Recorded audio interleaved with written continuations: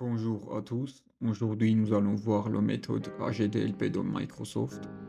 La méthode AGDLP va nous permettre de gérer les utilisateurs et les groupes plus efficacement. On y va. Là, donc, on a créé notre domaine. Là, on va faire clic droit et aller sur United Organization. On va cliquer oui. Là, on va nommer notre unité d'organisation. Je vous conseille de mettre le nom de votre serveur ou votre domaine. Là, je vais faire SRV 2025.local. Je fais OK. Et puis voilà, il est prêt. Et dans cette unité d'organisation, on va créer encore une autre organisation. On va faire clic droit. Vous voyez, un nouveau. Unité d'organisation. Là, je vais décocher. Et puis là, on va choisir les utilisateurs qu'on va créer là-dedans. Je mets user. Je fais OK. Et dans cette user, on va créer les utilisateurs. Pour créer les utilisateurs, on peut faire en plusieurs manières. Soit on fait clic droit, on fait utilisateur, là, ici, tout en bas. Soit, vous voyez, ici, on a les groupes et on a les utilisateurs aussi. On fait oui, on clique sur l'utilisateur. Là, on va nommer notre utilisateur. Voilà, je vais faire un test simple. Et puis là, ici, on a le nom d'ouverture de session. Je vais faire le test. Ça veut dire que la prochaine fois, si l'utilisateur il va connecter sur son session, il est obligé de mettre test @srv-2025.local. On fait suivant et ici, on voit le règle de mot de passe. La première, le mot de passe doit être changé la prochaine ouverture de session, c'est-à-dire que le mot de passe qu'on va mettre ici, l'utilisateur il sera obligé de changer pour connecter sur son session. La deuxième option, le mot de passe ne doit pas être changé, ça veut dire que l'utilisateur il peut pas changer son mot de passe qu'on va mettre ici. Et la troisième, que le mot de passe n'expire jamais, ça veut dire que le mot de passe il va rester. Mais je vous déconseille de faire les troisièmes.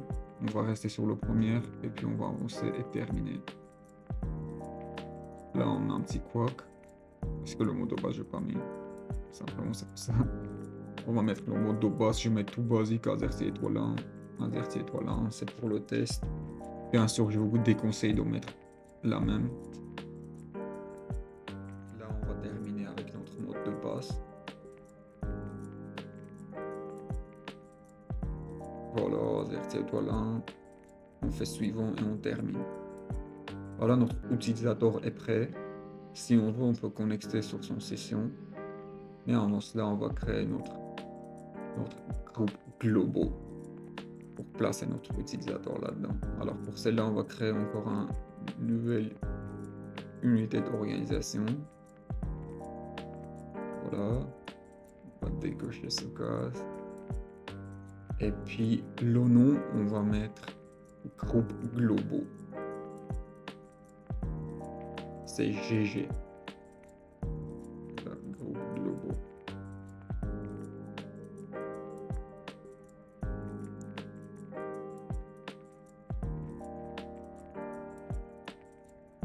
On fait OK. Et puis voilà, notre groupe est prêt. Et dans cette groupe, dans cette unité d'organisation, on va créer des groupes pour placer notre utilisateur là-dedans. Vous voyez ici, quand on veut créer un groupe, là, automatiquement, il est coché les cases globaux. Et vous voyez, si on met test, voilà, il va pas apparaître parce que le nom il existe déjà. Celui-là, on va faire test 1. Voilà, on a créé notre groupe d'utilisateurs. Et dans cette groupe, on peut ajouter notre utilisateur.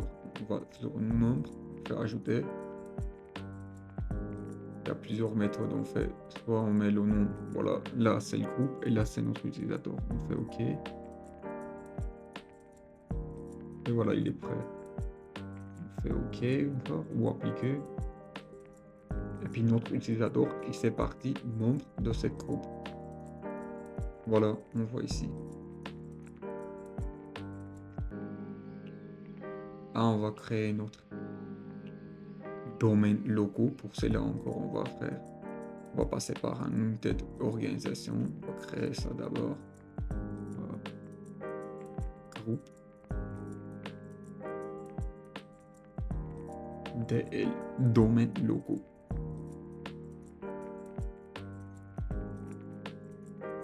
Dans ce domaine locaux, on va créer encore des groupes.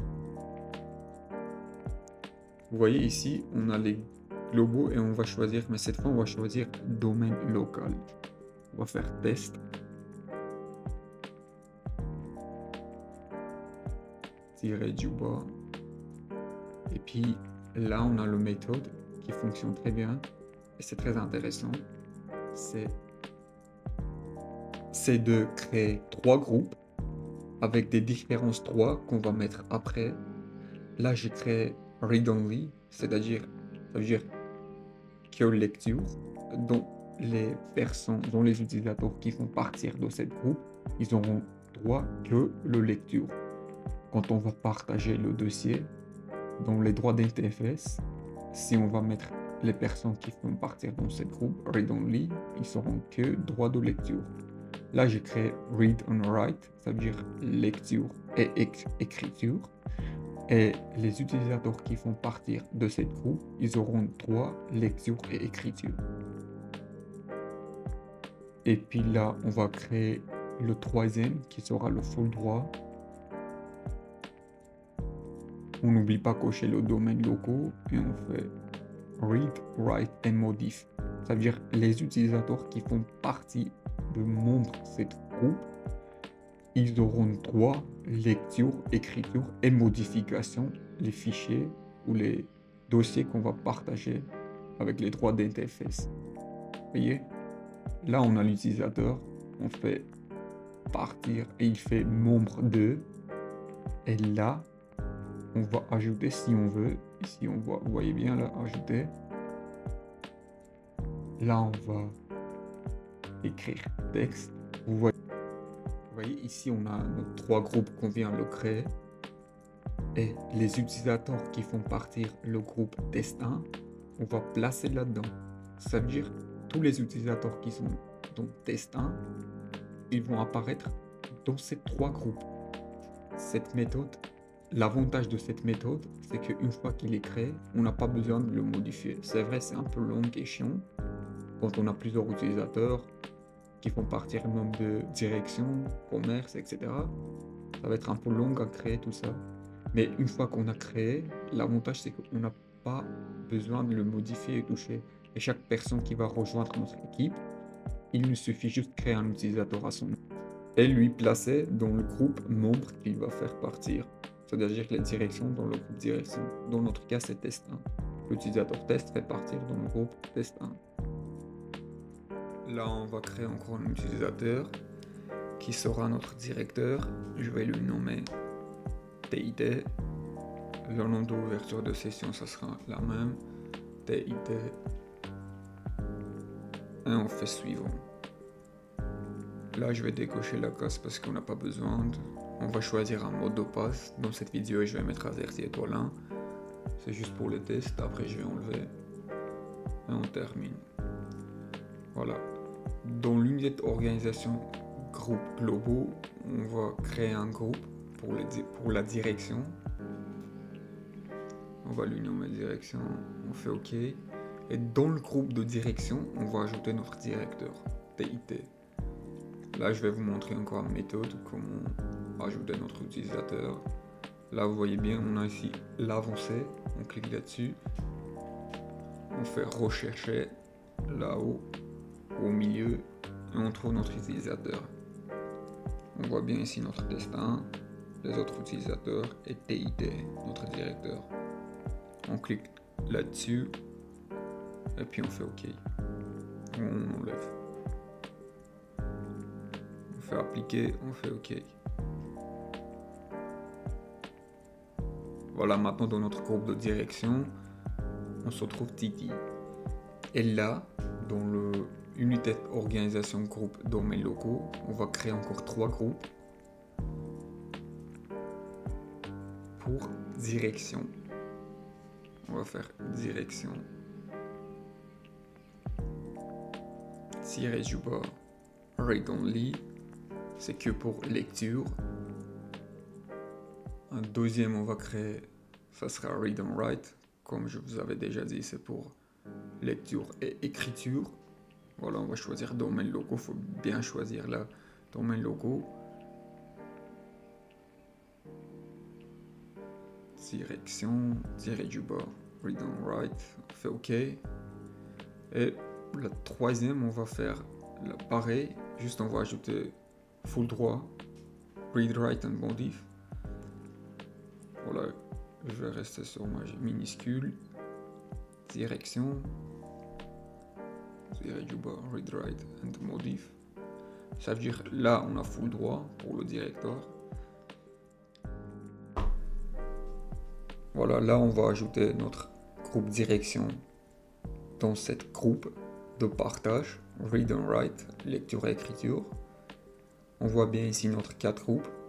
Voilà, mais on va prendre la direction, le premier, qui fait partir United Organisation de groupes globaux. On fait OK, on fait appliquer. Là, si on va aller dans le groupe globaux, on clique sur direction, on va voir qu'il fait partir même de direction read and write, ça veut dire que lecture-écriture. Là, on peut ajouter pour les deux autres, on fait OK. Voilà, on voit les trois. On va choisir les trois.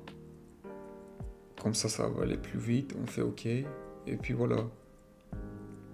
On voit bien ici qu'il fait partir même de les trois groupes. Read, write, read only et le full droit. Voilà.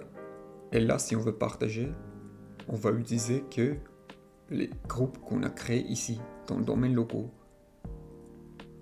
Et oui, je sais, c'est un peu perturbant cette méthode, mais une fois que vous avez compris, vous allez voir tous les avantages.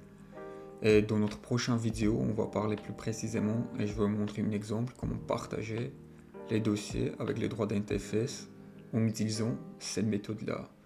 Je vous souhaite bonne continuation les amis et à bientôt.